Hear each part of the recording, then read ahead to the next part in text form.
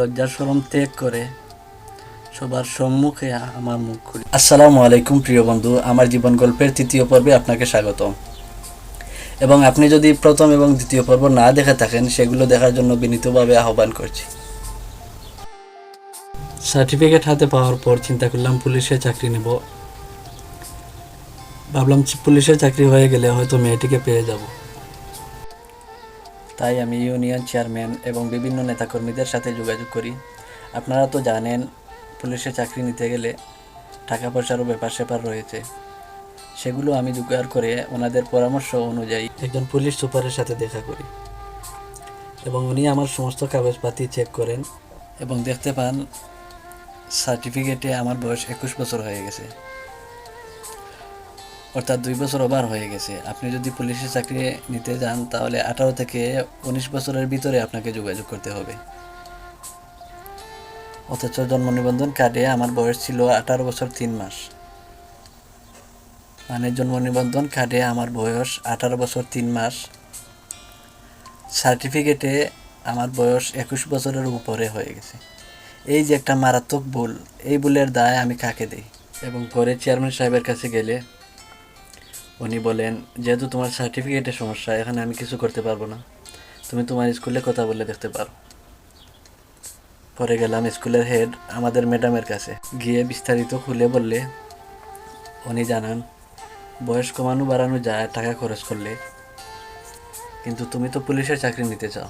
পুলিশের চাকরি নিতে গেলে তুমি ধরা খেয়ে যাবা, কারণ ওরা অনেক ভেরিফাই করে। পরে ক্ষতিটা তোমারই হবে, এর চেয়ে ভালো হবে তুমি অন্য কোনো চাকরি খুঁজে নাও। ম্যাডামের কথা শেষ হওয়ার আগেই আমার চোখের পানি ঝরা শুরু হয়, আর বন্ধ হচ্ছিল না। ম্যাডামকে না বলেই আমি বেরিয়ে যাই এবং হাতে একটা শপিং ব্যাগ ছিল, সেটা দিয়ে মুখ ঢাকার চেষ্টা করি আর হাঁটা শুরু করি। তারপরেও আমার কান্নাটা বন্ধ হচ্ছিল না। যেদিকেই চাই দেখি মানুষ আমার দিকে তাকিয়ে আছে, কিছুতেই আমার কান্না থামতেছে না। বাড়িতে আসার জন্য একটা বাসে উঠি, কান্না মাখা চোখ দেখে সবাই আমাকে সাইড দিতে লাগলো। জানালার পাশের সিটে বসে বাইরের দিকে তাকাচ্ছি আর ভাবতেছি, যার জন্য এত কষ্ট করলাম তাকে হয়তো আর পাবো না। বাড়িতে এসে দরজা বন্ধ করে অনেকক্ষণ ধরে কাঁদতেছিলাম। পরে চিন্তা করলাম ড্রাইভিং শিখবো। ড্রাইভিং শিখলাম, পরে কেউ আমাকে গাড়ি দেয় না। পরে নিজেই একটা কার কিনলাম সেকেন্ড হ্যান্ড, কম টাকার মাঝে, এবং সেটা দিয়ে ড্রাইভিং শেখানো শুরু করলাম। কিছুদিন ভালোই চলছিল। পরে গাড়িতে সমস্যা দেখা দিলে আমি যা ইনকাম করি সব গাড়ির কাজেই চলে যায়। পরে গাড়িটি বিক্রি করি এবং একটি মাইক্রো কিনি। মাইক্রোতেও অনেক ভালো চলছিল। পরে করোনা চলে আসে। করোনা চলাকালীন গাড়িটি বিক্রি করে দেই এবং করোনা শেষ হলে আমি সৌদিতে চলে আসি। পরে ভাবলাম আর বেশি দূরে নয়, ইউরোপে গেলেই তার বাড়িতে বিয়ের প্রস্তাব পাঠাবো। ইউরোপের জন্য প্রস্তুত নিচ্ছিলাম। পরে আমার এক বন্ধু ফোন করে বলে ওই মেয়েটার নাকি বিয়ে হয়ে গেছে।